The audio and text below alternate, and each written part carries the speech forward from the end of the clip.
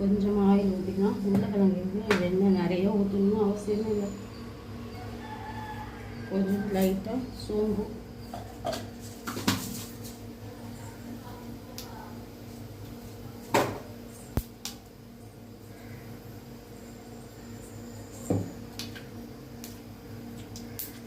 Oil கொஞ்சம் தான் போட்டுருக்காங்க.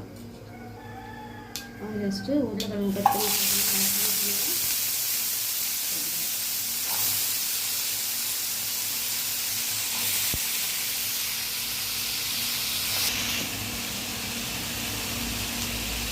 இப்போ வந்து உருளைக்கிழங்கு போட்டாச்சு. பாருங்கள், உருளைக்கிழங்கு நான் ஆயில் நிறைய ஊற்றவே இல்லை. ஒரு 1 டீஸ்பூன் தான் இருக்கும், ஆனால் நான் ஊற்றிடுவேன். இதை போட்டு மசாலாவும் போட்டு மூடி சிம்மிலே வச்சுன்னு சொல்லுங்கள்.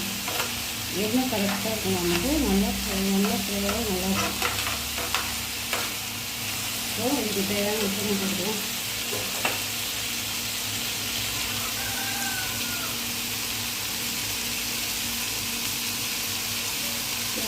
போட்டு இப்போயும் நம்ம எந்த மசாலாம் போடக்கூடாது. கொஞ்சம் உப்பு போட்டு நல்லா ஃபுல்லாக மிக்ஸ் பண்ணிவிட்டு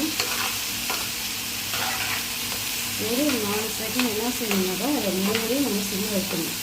அப்புறம் அதுக்கு அடுத்து தான் மசாலா நம்ம போடணும்.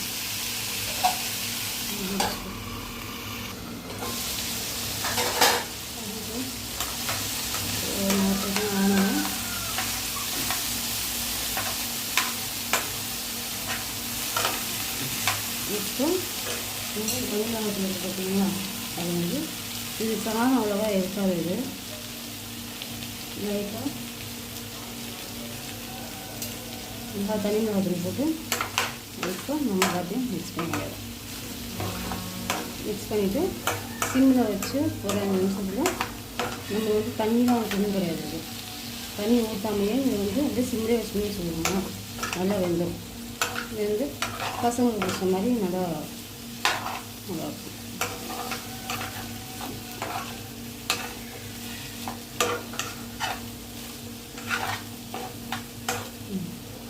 பார்த்துக்கோங்க, நான் ஃபஸ்ட்டு ஊற்றின ஆயில் தான், திரும்ப நான் ஆயில் ஊற்றவே இல்லை.